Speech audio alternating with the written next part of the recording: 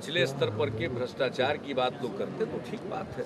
अगर गड़बड़ी है तो उसको ठीक करना है, तो हम लोग भी तो दुरुस्त करना ही चाहते हैं। इससे तो और पूरी ताकत मिल रही है। जो अभियान चलाना चाह रहे हैं, जो कुछ भी करना चाह रहे हैं, तो चारों तरफ से आवाज़ उठ रही है। तो अब कोई किसी को बचाना भी चाहे, एक तो असम के आए हैं और दूसरे महाराष्ट्र के इंजीनियर्स आए हैं, वो बहुत कठिन काम किया गया है। कुछ लोगों को बोलने की आदत है, उनके बोलने पर हम कोई प्रतिक्रिया नहीं व्यक्त करेंगे, लेकिन ये बहुत कठिन काम है। और कठिनाई और तब बढ़ गई जब ये पता चला कि गेज के हिसाब से जितना डिस्चार्ज कहा जा रहा है उससे बहुत ज़्यादा डिस्चार्ज था। तो वैसी स्थिति में काम और कठिन था, लेकिन हमारे इंजीनियरों ने वहाँ पायलट चैनल का निर्माण किया और फिर कॉफर डैम बना करके जो विभिन्न चैनल के में पानी आ रहे थे विभिन्न धार में, उसको पायलट चैनल की तरफ मोड़ा एक तरफ, और दूसरी तरफ जो जहाँ बांध टूटा हुआ था उस तरफ पानी को जाने से रोका, और अंततोगत्वा वो जो बांध टूटा था उसकी भी मरम्मत हुई। अब सुदृढ़ीकरण का काम चल रहा है। चूँकि सब जगह काम किया जा चुका, लेकिन अब बांध के सुदृढ़ीकरण का काम है, वो भी बड़ा काम है, लेकिन बुनियादी काम कर लिया गया। सबसे अधिक कठिनाई यही थी, अगर पानी नहीं रुकता तो फिर दिक्कत होती, और फिर एक सीजन में और क्या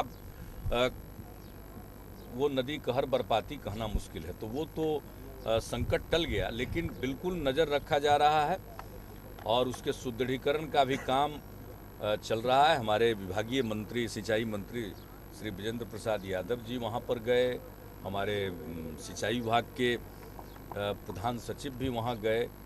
तो चारों तरफ से और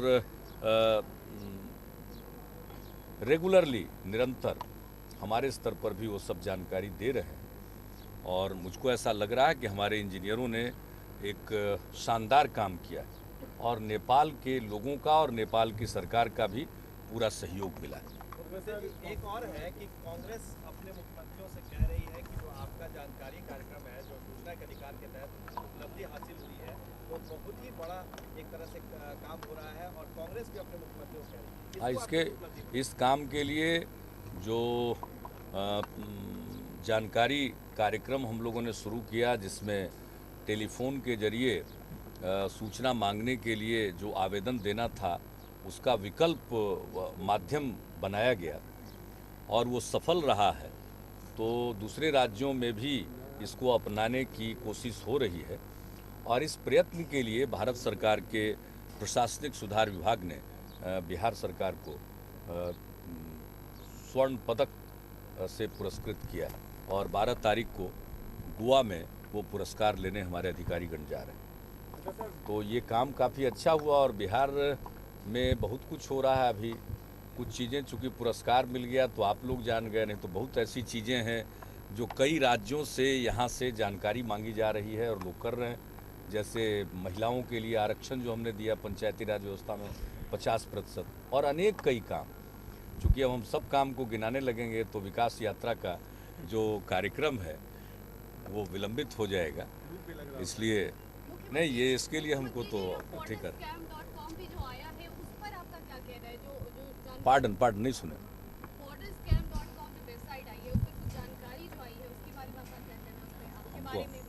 पता नहीं क्या आया है बताइए। चारा घोटाला के आरोपी अधिकारियों ने एक वेबसाइट बनाई है, अनुगम वगैरह कुछ अधिकारी लोग हैं, उनका दावा है कि उन लोगों ने पैसे दिए हैं बहुत नेताओं को, जिसमें आप और शिवानंद तिवारी भी शामिल। वाह, ये कोई पहली बार नहीं हो रहा है। आप में से जो पुराने लोग होंगे उनको मालूम होगा, ये दसियों साल से चलाया जा रहा है, और इसके बारे में हम लोगों ने कहा कि जांच करा लो, जिससे भी जांच कराना है करा लो। और अगर कोई पूरी जांच हुई है, सब चीज़ों की जांच हुई है, आज भी कोई चाहता है तो जांच कर ले। और सबसे बड़ी बात है कि इसमें कोई कानूनी चीज़ निकलती हो तो लोगों को कानूनी प्रक्रिया अपनाना चाहिए। वैसे ये बड़ा ही अपमानजनक लगता है कि कोई अभियुक्त या आरोपी किसी के बारे में कुछ कहे और उससे जवाब मांगा जाए। उससे बेहतर यही है कि अगर इसमें कोई कानूनी आधार बनता हो तो let them proceed against me और whatever he, whoever he may be. इसलिए इस पर प्रतिक्रिया देना भी बड़ा बुरा लगता है, क्योंकि एक बार शुरू में जब कोशिश की गई तो उसी समय एक एक बात हम लोगों ने कह दिया, और ये कोई नई बात नहीं है। इस जानकारी के लिए आपको बहुत बहुत धन्यवाद। सर, ये भाजपा ने आरोप लगाया है कि कांग्रेस की वंशवाद की राजनीति के कारण देश को काफी नुकसान हो रहा है। कांग्रेस पार्टी तो वंशवाद पर आधारित है ही है। कांग्रेस पार्टी में तो एक नंबर की कुर्सी रिजर्व है, इसमें तो कोई नई बात नहीं है। एक नंबर की कुर्सी तो रिजर्व है, बाकी के लिए वैकेंसी है, लेकिन एक नंबर पर वैकेंसी कहाँ है? कांग्रेस पार्टी का तो ये संस्कृति है।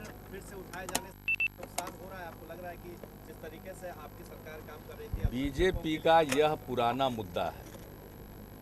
बीजेपी एक पार्टी के रूप में स्वतंत्र है, अपने मुद्दों को सामने लाने के लिए, अपने मुद्दों पर अपनी राय रखने के लिए। लेकिन जहां तक अलायंस का सवाल है, गठबंधन का सवाल है, राष्ट्रीय जनतांत्रिक गठबंधन का सवाल है, उसके लिए यह प्रश्न नहीं है, यह मुद्दा नहीं है।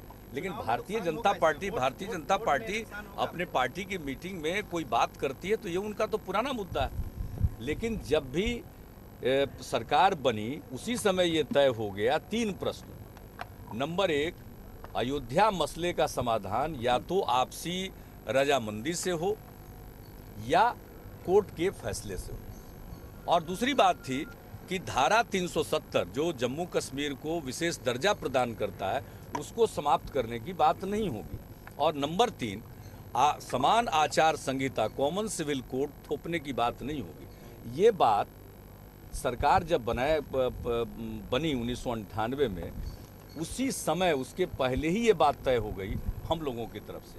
तो एनडीए उसके बाद बना, तो एनडीए के ये मुद्दे नहीं हैं। लेकिन एक पॉलिटिकल पार्टी के रूप में भारतीय जनता पार्टी अपने मुद्दों पर चर्चा करने के लिए स्वतंत्र है। लेकिन हम तो गठबंधन में, आप साथ लड़ रहे हैं, डायस शेयर कर रहे हैं, तो ऐसे में इसलिए तो कहा कि गठबंधन के मुद्दे नहीं हैं, वो भारतीय जनता पार्टी के मुद्दे हो, हमारे भी मुद्दे हैं।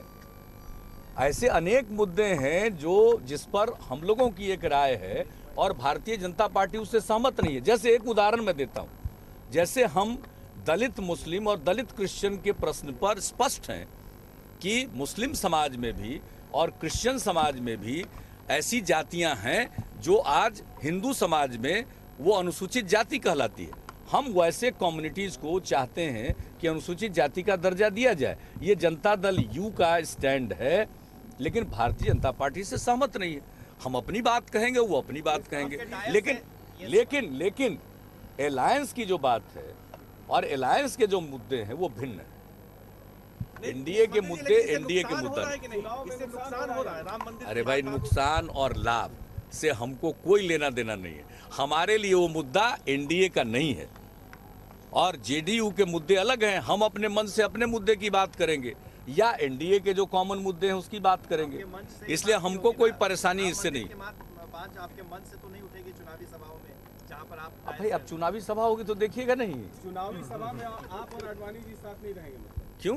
राम मंदिर का मुद्दा उठेगा। अडवाणी जी, एनडीए की सरकार बनेगी तो हमारे प्रधानमंत्री के उम्मीदवार हैं, अडवाणी जी साथ क्यों नहीं रहेंगे? हम शायद स्पष्ट नहीं कर पा रहे। भारतीय जनता पार्टी अपने मीटिंग में, अपने मंच पर, अपने मुद्दों के बारे में कहने के लिए स्वतंत्र है। लेकिन एनडीए का जहां तक प्रश्न है, उस मंच या उस गठबंधन के मुद्दे ये नहीं हैं, ये स्पष्ट है।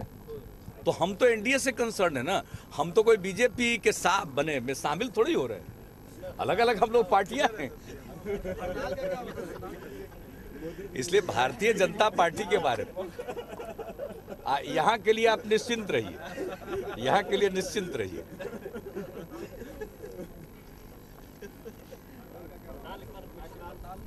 किए जाएंगे, डिसमिस किए जाएंगे। इसके लिए आप लोग मुख्यमंत्री जी उपलब्ध रहेंगे चर्चा करने के लिए।